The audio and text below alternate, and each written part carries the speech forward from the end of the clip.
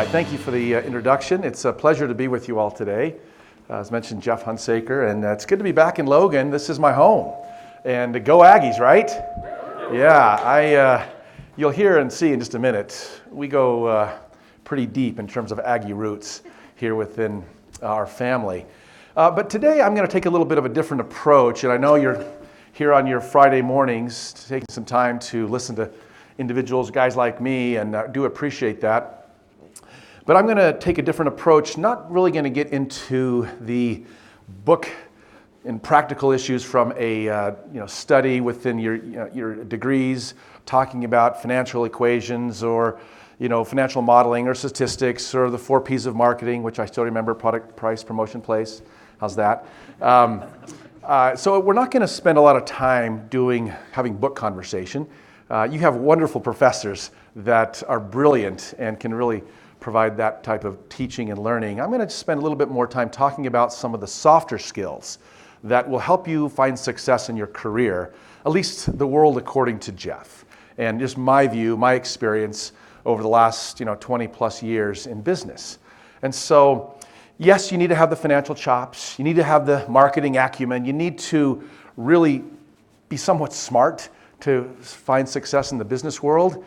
But it's a little bit more sometimes than just getting straight A's or even being a Huntsman scholar, which is pretty impressive. There's other skills that you need to learn that I'm going to just throw your way and see if there's anything that's valuable you can walk away with today.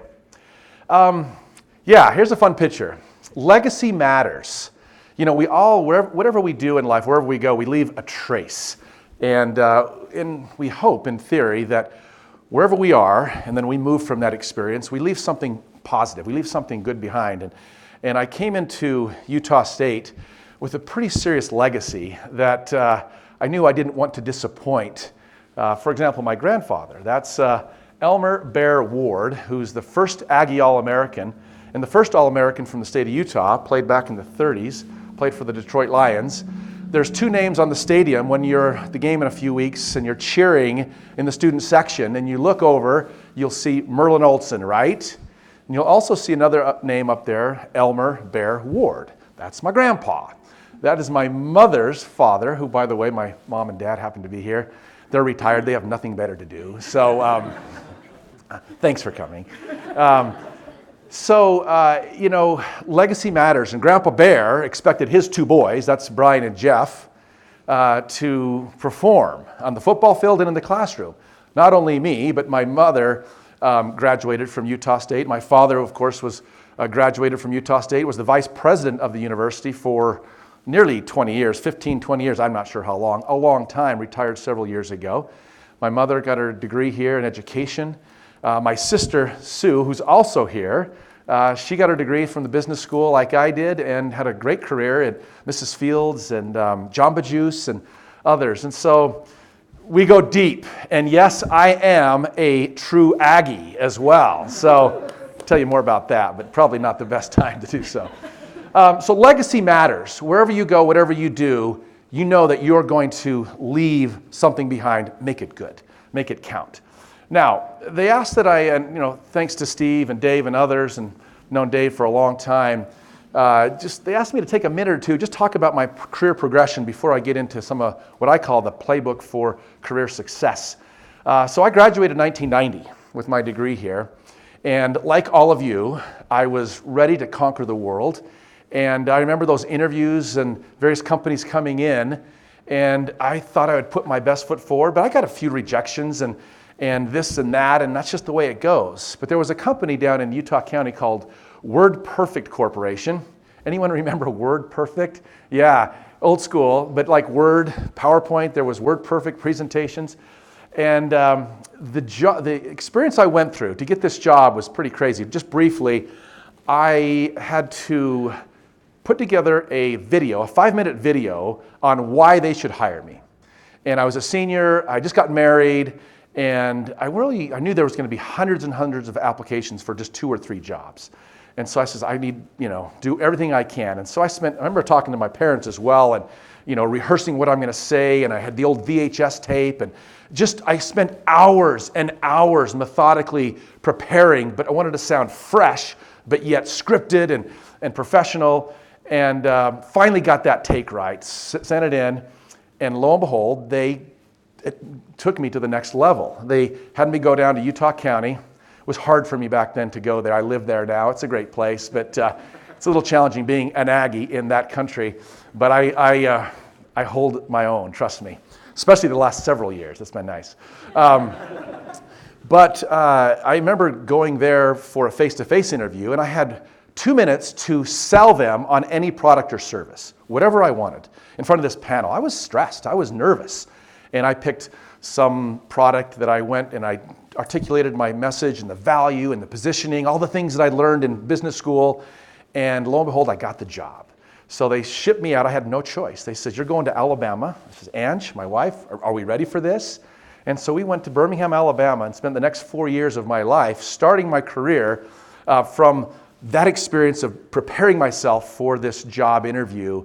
And I spent so much time doing it. And that's just launched my career. That experience, that opportunity has now transformed my career into more tech-based companies. And so really for the next 8 years, we were acquired by Novell, then acquired by Corel, and they brought me back after 4 years of working in a sales capacity to be the first product manager for WordPerfect for Windows, okay? So they knew I'd been out in the street talking to customers every day, listening to their concerns, their challenges, and I studied marketing in school, but I came back to run this product, and it was their kind of flagship, and they trusted me and a team, of course, and had a number of great experiences selling against Microsoft. One quick one, back in the day, we would do shootouts, Microsoft Word versus WordPerfect. We'd be in a room with 1,000 people, and we would present, and what my most interesting time was, at the time, Bill Gates was very visible, and he would be on stage at this event doing these shootouts. He was the voice for Microsoft, their products. The product managers who I knew from Microsoft were driving the keyboard, and they would get up in 30 minutes and do their song and dance as to why Word is amazing. Audience would clap. Then I would come up, and I had my headsets, and I would run the keyboard. I'd throw out M&Ms, kind of whip the crowd into a frenzy, and then the audience would vote. I never once lost to Bill Gates. And so, okay, yes, bring it on. Thank you. I say that kind of tongue-in-cheek, but every time we would go head-to-head, the audience loved our solutions. Part of it was just our great products, but part of it's how you sell and how you position. And that was just a great experience. He came up to me one time after, shook my hand, said, "Are you sure you're happy at that company?" And I said, "Let's talk." And he just kind of laughed, and we walked away. I spent a couple years at an ERP company based in Holland in a sales capacity. And then I was recruited to come work for a company called SCO. It was pre-IPO, back in the heyday of the 2000s. And they hired me as kind of a sales leader. And we went public. That was kind of fun. We raised about $500 million, and we acquired this other company, and we built this business. And so over 8 years I spent there, kind of a wild roller coaster. By the time I left, I was president of the company. And like I say, it was pretty crazy, but a great experience. And so I started to get into management and working my way up the corporate ladder somewhat. And then I went off to a company called UK2 Group, where I spent about 5-6 years. It was recruited over. It was a private equity. It was a privately run company, and they brought me in to help clean it up. It was a mess, their U.S. operations. And in 2 years, we sold to Lloyd's Banking Group, Lloyd's of London, a private equity group in London. And they kept me on board for another several more years, and just had a great experience working for private equity, publicly traded companies, and privately held. And then, I spent the last 5 years, about 40 years of my career at Visa. Unbelievable company. One of the top 5 brands, recognizable brands in the world, top 10 company in terms of size, largest companies in the world based on market cap. And I'm heading up customer success, which means I spent a lot of time with customers, with merchants, with banks, with partners, really around the world, talking about our services and to ensure we're delighting in every interaction and adding value in every exchange. And so I love the financial services space. It's been fascinating. Now, so that's kind of the quick background. I'm going to talk briefly about a philosophy here you see from Herm Edwards. And this is coach speak. I've been around coaches my whole life. I've been yelled at, kicked at, screamed. You could name it. I've experienced it as a player listening to coaches. And so there's a lot of coach speak you hear. But Herm Edwards is one that I've really value his input. A former NFL player, NFL coach, and now he's coaching, I think, for the Arizona State, if I'm not mistaken, and or Arizona, one of those two schools. But his philosophy is simple. He tells all of his players at the beginning of the year, be on time, do what you say, meaning make sure your words and actions align, and compete. And so I've really held on to this for several years. I've liked what he said. And so when I was asked to give this presentation, I thought, well, what are my values? What's my playbook for success? And so I sat one night and just kind of typed in on my phone a whole slew of things that I've learned through my career, and most of which were not real, business book smart. It was just practical, everyday career advice. And so this is what I'm going to share with you. And so I call this the Hunsaker Playbook, repeatable tactics for a winning career. So let's start with the first play that I always like to run, and I always will, and I think it's foundational to your success in any career, is to find your purpose. Understand kind of who you are and what drives you, what motivates you, what do you love to do, what comes easy and natural for you. It's very key that you really spend a career doing things that you enjoy. And you know what you're good at. If you're an accountant or a financial wizard or a marketing genius or whatever it may be, you an operational excellence type, kind of gravitate that way. But when you look for your purpose in life, I don't think you can mix business and pleasure. I think they're intertwined.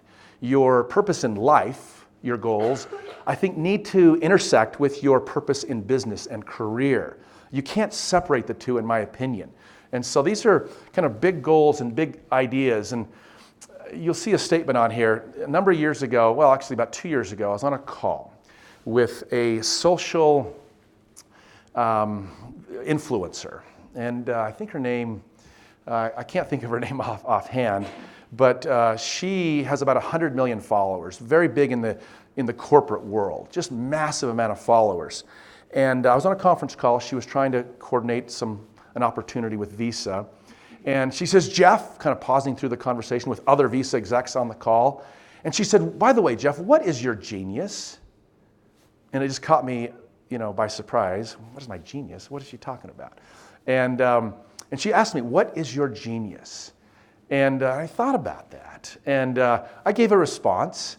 But that question has kind of created a little bit of curiosity in my head about what is it that I'm good at, and what is it that I'm passionate about, and so I think that's what it's all about, finding out what your genius is. That's an interesting, provocative question. You might want to have this conversation in your next business class and write an essay on this. But once you find out what that is, lean in and gravitate to that which is where you can excel and make a difference. Play number two is to achieve likability. Seems kind of interesting. This is pretty important. When you think about your experience of buying something, you like to buy things from people you trust and that you can work with. But I think likability comes from having a good attitude. People like positive people. I think over time we can deal with negativity and it's just so and so, but it can wear you down over time if someone is always that negative person, and to the point where people start just distancing themselves. I just don't want to be around that person. It's just a bad vibe. It's just a downer. And so you got to work on your attitude. Even smile a little bit helps, I think. Very good. That was a beautiful smile right there. To achieve some likability. And so people are comfortable and you're approachable, and you got to be humble. There's a sense of humility in business that's important to achieve this measure of likability. And I mentioned, this is the first business book I ever read, The Goal by Eli Goldratt. Some of you have ever read that or heard of it? Okay, well, I think this is something that you might find fascinating. Just browse through a brief summary. But this book taught me, what is the goal for any company? what is the ultimate goal? And you think, oh, deliver great products. Ultimately, it's to make money. That is the goal, according to Eli Goldratt, is to make money. Well, how do you make money? You got to build good products, and then you got to sell those products, and you got to have someone to sell. And so people will buy from people they like, kind of bringing this back to you've got to deliver and provide great services, but with a great approach in terms of selling. And I think another book, this is a new book called The Marketing Rebellion. Anyone have heard of this? I think traditionally marketing has been a little bit put on its ear, as I mentioned, product, price, promotion, place, and build the best products and the best services and the best distribution channel of great pricing. People are going to buy it, right? Well, this book really talks about the most human company wins. And it's just how companies interact with their customers that it matters. It matters. They like that company. I have a friend whose wife loves these soaps. They're not the best soaps. And I asked her, well, why do you buy all these types of soaps? She says, oh, I know the people that make them, and they're just great people. And so I know it's not the best, but man, do I love that company and the people and what they stand for. Achieving likability matters. All right, play number 3. Learn to love working with people. Some of us are people persons. Some of us aren't, perhaps. And face it, you have to deal in the corporate world, in whatever setting, working with people and spending a lot of time. In fact, there's sometimes I'll spend more time at work with my colleagues over the years than I will probably see and spend more time in a week than I would my own children. It's crazy. And so you've got to learn to work well with people, to get along with your teams, and because you're spending a lot of time.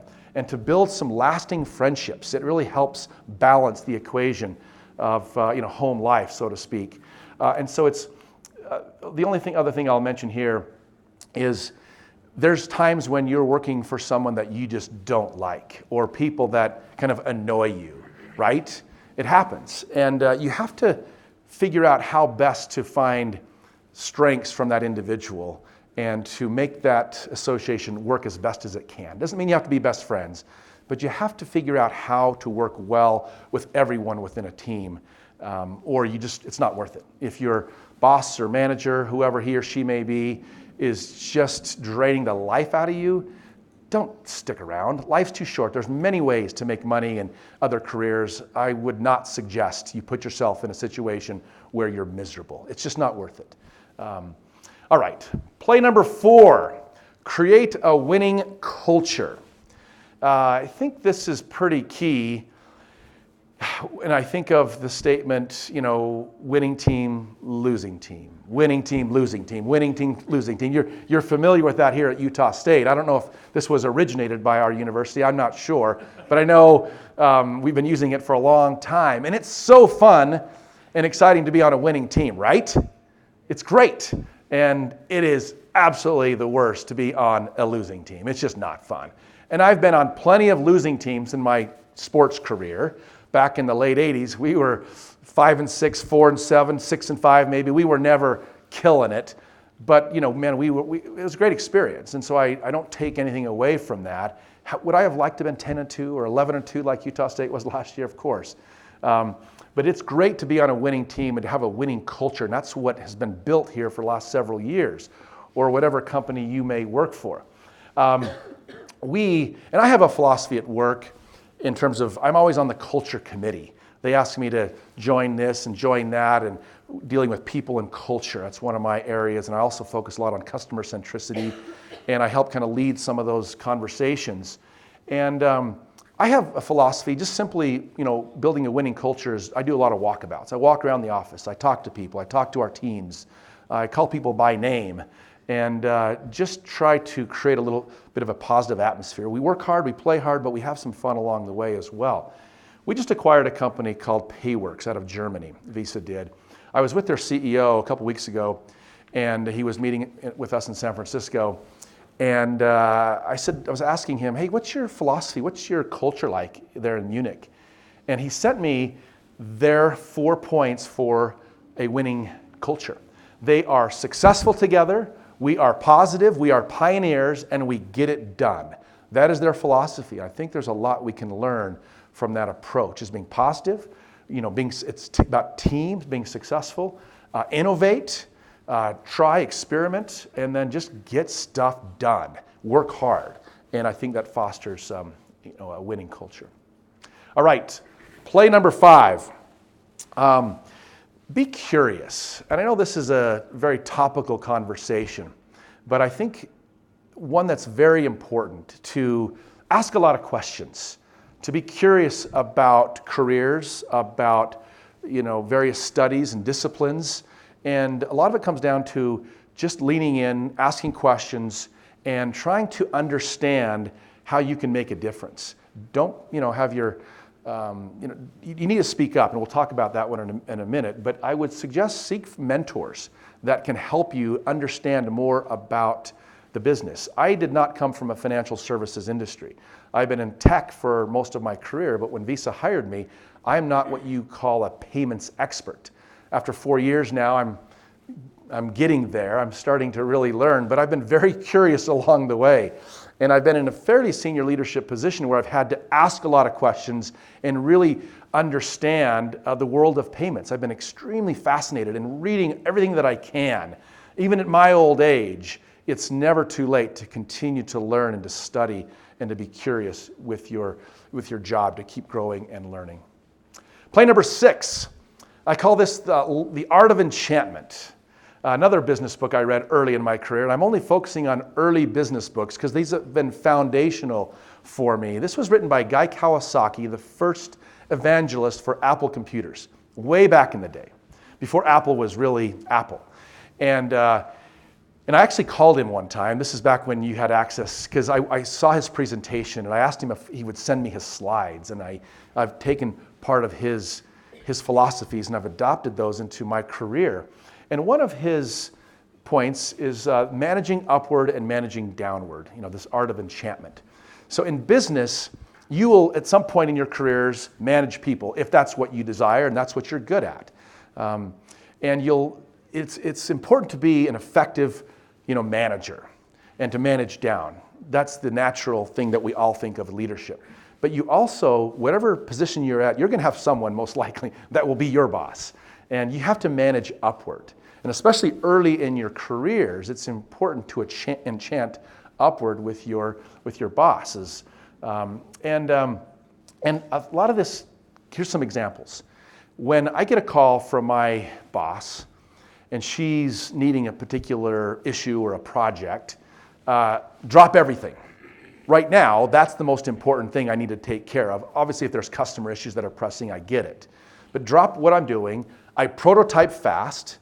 If she's looking for something, I just sketch it out or just send a quick summary to show, hey, here's some progress. Here's what I'm doing.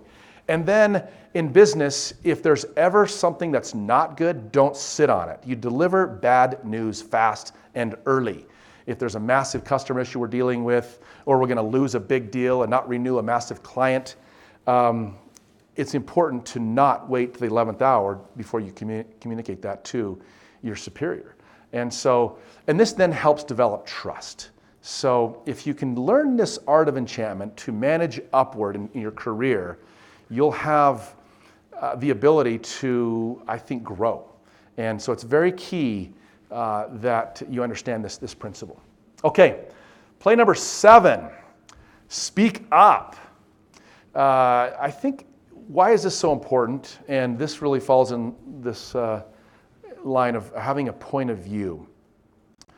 You're not going to know everything when you first get a job out of here and you're going into your first meetings, and you want to sit on your hands perhaps, and you're a little bit gun shy about what should I say. I don't know all these things. I get it. You have a pass for a certain time. But after several weeks, months, especially years, if you're going into meetings with a group of individuals and you just sit there and listen, you're a great listener, taking copious notes, fabulous, and then going back and telling everyone else your ideas. Guys like me that are in those meetings and looking around, like, I will go back to my team, why is that person in this meeting? They're adding no value. Now they might be behind the scenes, but I'm looking for people that will speak up, have a point of view. It could be completely wrong, way off base. That's okay. Share your thoughts, share your ideas, and speak up, I think is very key. And don't, you have to balance, saying certain things that perhaps might get you in trouble, but I would rather listen to someone that has a point of view than just never hear a word from that individual, okay? All right, play number 8, communicate. In real estate, it's what? Location, location, location. In kind of business and leadership, it's about communication, communication, communication. You cannot over-communicate in business with your customers, with your employees, with your managers, with the broader team. Whether it's the weekly staff calls, the weekly one-on-ones, giving good feedback, the emails that go out to your division or part of the company, it's sharing updates. And you assume, everyone already knows this. They don't. They don't, because most people and most leaders forget to communicate a lot of important information. And so, to me, it's very key that you figure out how to communicate in a boardroom setting, one-on-one with your employees, or even in front of large groups like this. And presentation skills, they do matter, but it's certainly not going to make or break you. Not all of us, I was not comfortable speaking right out of college, perhaps. It's taken me a little bit of time. And so for those of you that are not just naturally comfortable in presenting, because you will in business all the time, you need to develop that skill, that trait. And speakeasy courses. There's a lot of courses out there to develop perhaps one of your weaknesses so you can make it a strength and really stand out from others. Now, here's a fun example. How are we doing with time? I think, we're doing okay. When I was with WordPerfect years ago, and now we'd been acquired by Novell and Corel Corporation. I was kind of heading up the business applications from a marketing perspective for Corel. And we were here in Utah. Headquarters were in Toronto. But Governor Levitt at the time was looking to take a delegation of Utah businesses to China for this 2-week delegation and tour to show off Utah companies to the Chinese government. And I said, well, we got a great product. WordPerfect is world-renowned. So I called our CEO. And myself and this gentleman, Craig Bushman, and a few of us put together an idea that we presented to, we were really talking, speaking up, putting ourselves out there, and said, hey, we want to go with the governor to represent our products to the Chinese government. And we think we should give away the WordPerfect suite of products for free for 2 years to every institution, higher ed institution in China. What are you talking about? That's worth millions of dollars. Yeah, and they're probably not just going to buy it. So we need to seed the market. Give it to them for free, 2-year license, and then 3rd year they renew. They start paying for it once we have seeded the market. And he said, great idea, let's do it. We didn't have a lot to lose at the time. So we presented this, went in to meet with the governor and his staff. They loved it. They loved the idea. And we became kind of the darling of the Utah companies to go with the governor. And those 2 weeks changed my life because I figured out how to communicate value to our CEO and to the governor on what we can do. One experience from that. They asked me to present the license agreement to the vice premier of China. Okay, he's like the vice president. Have you ever heard of the Great Hall of the People in Beijing? Yeah, it's where all the dignitaries from around the world go for big political meetings. Well, that's where this event was held. I had no idea what I was getting into, trust me. But I remember having my little speech and having the translator, and all of a sudden the vice premier walks in with the entourage and these red big velvet chairs all around this massive room. And all of a sudden they looked at me like, go, go, go. And I'm like, oh man, here we go. And I stood up there and all the cameras come in, and he comes over and says something to me in Chinese, and we do the handshake, and then we sit, and then I do my little 30-second or 40-second speech. It's translated. We sit down, and there's the big ceremony and these massive books, and we signed, and we did the whole thing like this, and I'm like, walked out of there like, what just happened? That was cool. And I was off to the next thing, Well, that night, I'm sitting there in my hotel room, and I'm just calling my wife, Ange, I had the coolest experience today. You won't believe it. I met like the the second in charge of China, and we gave him all this stuff, and it was cool. And while I was talking to her, I was watching the news all in Chinese, and oh, there he is. And, wait, there I am. And it was the news showing this signing ceremony, and I thought, this is pretty cool. Surreal really fits that's an overused word in my opinion, but I think that was how I felt watching that. And it's because I was willing to speak up and had the ability to communicate value to the various parties along the way, and had kind of a little bit of a life-changing experience that whole 2 weeks with the governor. And now I have to do a lot of these things. I'm on stage all the time at various events, and Visa, for whatever reason, has me, as Sean knows. I interview a lot of the Olympic athletes on stage. We sponsor the Olympics and the NFL and World Cup. And when the Olympic athletes are in town and we do big customer events, I have the privilege of talking to gold medal winners from around all disciplines on stage and to present and really make them shine and just kind of get out of the way. But it's really transformed my career, having the opportunity to get up and talk to people. So something you should consider and really develop. All right, a couple more. Play number 9, have a presence. What does that mean? You know, it's simply as walk into a room, shoulders back, smile, shake hands, call people by name, look them in the eye. It's that simple, people. And a lot of people just don't do that. And I was on a call yesterday with some Visa execs, and we're talking about employee ratings and looking to, there's some, evaluations of people to get promotions. And someone made a comment that should this person, we all offer our thoughts and opinions, and someone said about this individual, I'm not so sure he or she has the presence that we're looking for. They actually used that. I thought, oh, that's kind of fits in line with what I'm talking about. And so it does matter. It does matter. And so it's how you portray yourself. And it's just being professional. It's being polite. It's just being engaging with others. And I think a corporate presence, a business presence, can help you in your career. Something to consider and work on. All right. Number 10. I run this play, so key. Be self-aware. How many of us know someone who is not self-aware, completely clueless? They think they're this, and the reality is they're that. But they don't see it. They never have. And it's kind of like awkward, It's kind of like, oh, only if someone would tell them. Or maybe, and there's been times in my career where I've not been self-aware, and I've had someone kind of correct me a little bit. And so over time, I know my strengths and I know my weaknesses. The first thing is to be honest with yourself. Kind of look at yourself and truly study your strengths and weaknesses. I said study is what I really meant. Study your strengths and weaknesses. It's easy to know what you're good at. You kind of like, all right, I'm good at this, I'm good at that. But you have to really understand your weaknesses. And I know where I'm weak. I have weaknesses. I have flaws in my leadership and my business. And because I'm aware of that, I can work on those. But if I wasn't aware, then it would be awkward for everyone when I'm thinking I'm this and I'm not that. And so be self-aware. And I call this, you need to seek out real feedback from truth tellers. Does everybody have the friend that will say, hey, dude, you got a piece of broccoli in your teeth? What, do you hate them? Are you mad at them? No, you're like, thanks, you're a real friend.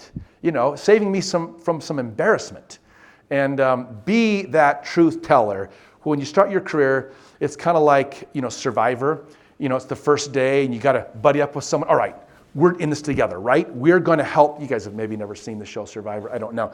But we're going to be a team here. So find that person and you be honest with me, right? And I'll be honest with you, right? And when I say something stupid, you're going to let me know, right? And that will save years of embarrassment and ways that you can really help fine-tune your career, okay? And so be that truth teller as well. All right, so I've got just 3 more, I believe, and we'll kind of wrap up. I love this one, and this is so important to me. Walk a mile in your customer's shoes. Well, yeah, it's easy for you to say, Jeff. You're kind of a client-facing guy. You're spending time in sales and marketing and business development. The reality is everyone, whether you're an engineer, you're a finance guru, you're the accountant, whatever you are, whoever you are, you need to understand your customer. and you need to spend time with your customers. And that's something that we really promote at Visa.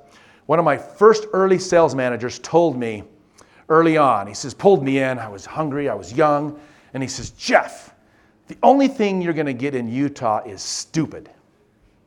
Exactly. That's how I reacted. I was bigger than the dude. I was about ready to come over to the table and say, what are you saying? And he says, back off. And because I was kind of like offended. I love Utah. This is my state.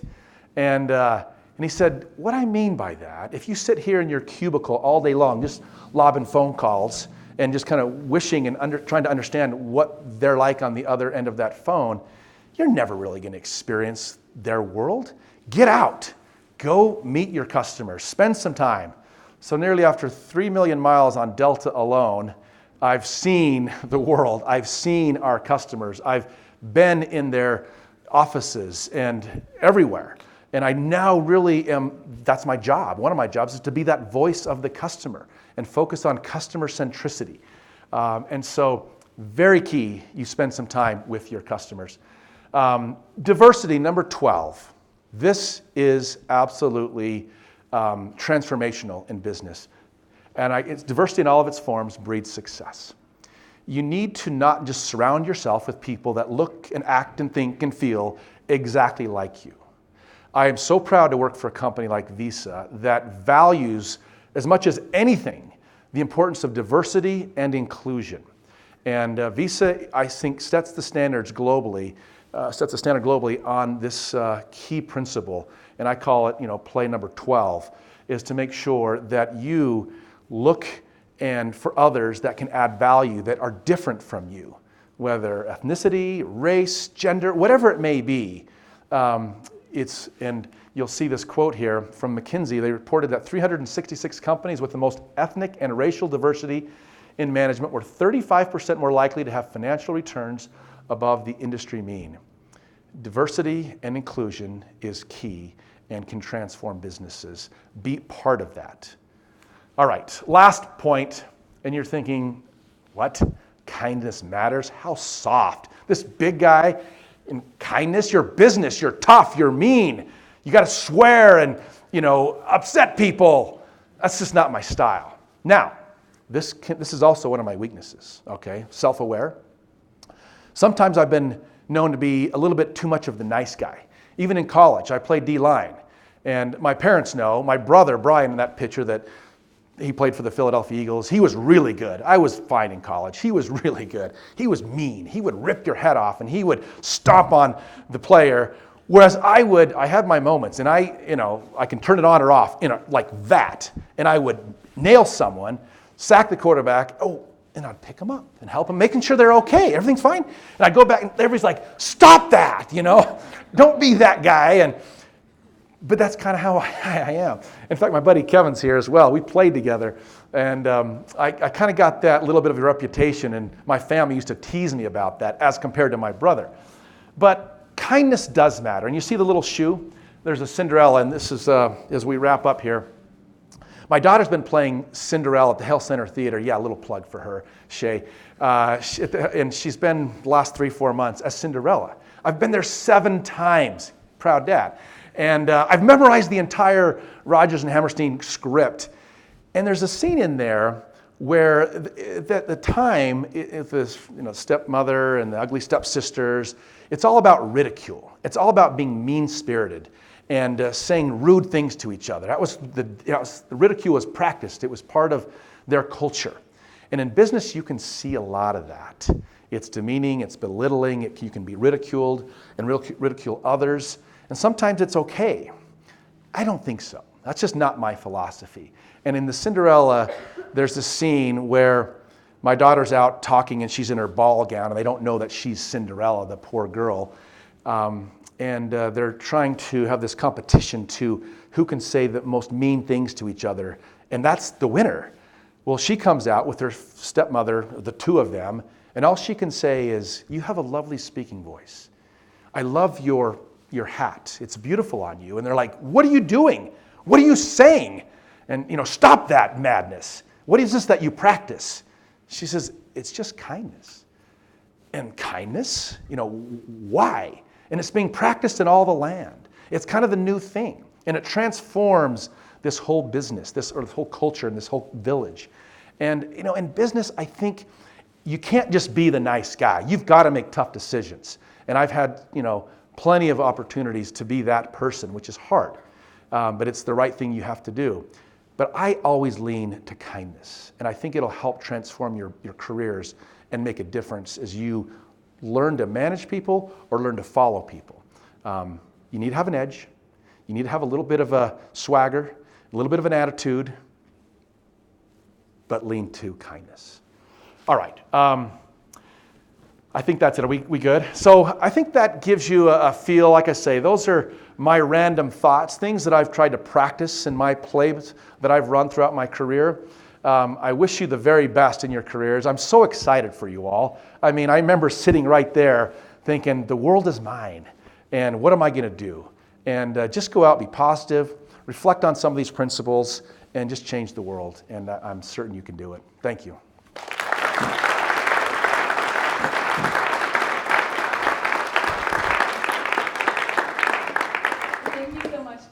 I saw a lot of people writing notes, and I was trying to write them all on my phone. A lot of good things were taught here today. We have time for 2 quick questions. So just raise your hand. I'll send Rock. Oh, here we go. Awesome. Thank you. As of April, I think, Smith stopped using my Visa credit card. Yeah. And it makes me sad that I have to now use my debit card. It's really foreign. So Yeah. I'm just wondering if you can work with Smith to Yeah. bring the credit card back. Well, I got to be very careful what I say. So I won't say much there, but we're very well aware and hope that it all work out in terms of that relationship. It's just negotiations. It's just difference of opinions, and I'm hoping that we can find common ground. Stop. At the beginning, you talked about knowing what you're good at and kind of leaning into those things. What about the things that you're not good at, and how have you developed those things? Well, I could write a book on things I'm not good at. Seriously, I look at those around me within Visa, the caliber of employees that are there, and I'm like, wow, they brought me in, because I see they're so smart, so genuine, so creative, experts in their fields, and so there's this inadequacy that you sometimes can feel.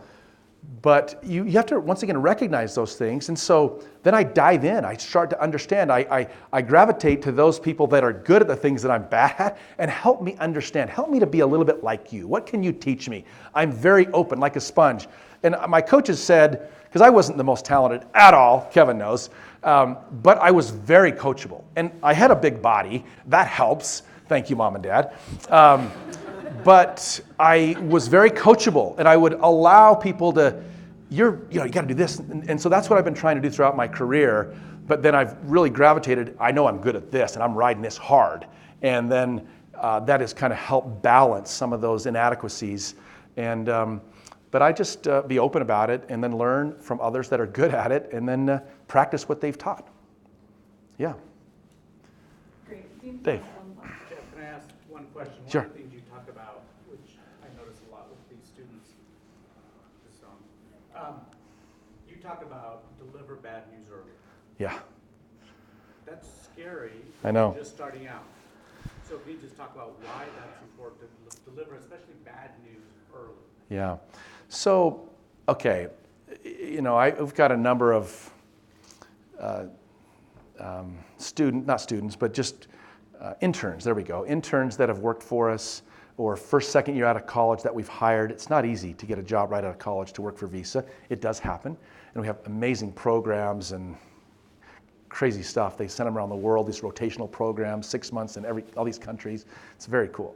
But if I'm in a certain position in a company and there's things going on and there's someone that is face-to-face in whatever level they may be early on in their career, and they're aware of something that is going to impact our business, that's going to impact our financials, or something that's going to impact our credibility as a company, and everyone sits on it because they know that I'm going to be upset, or we're all going to be, not necessarily at them, but for the news, I never kill the messenger. And that is a very shallow-minded executive or leader, if they all of a sudden berate whoever it is that brings this information.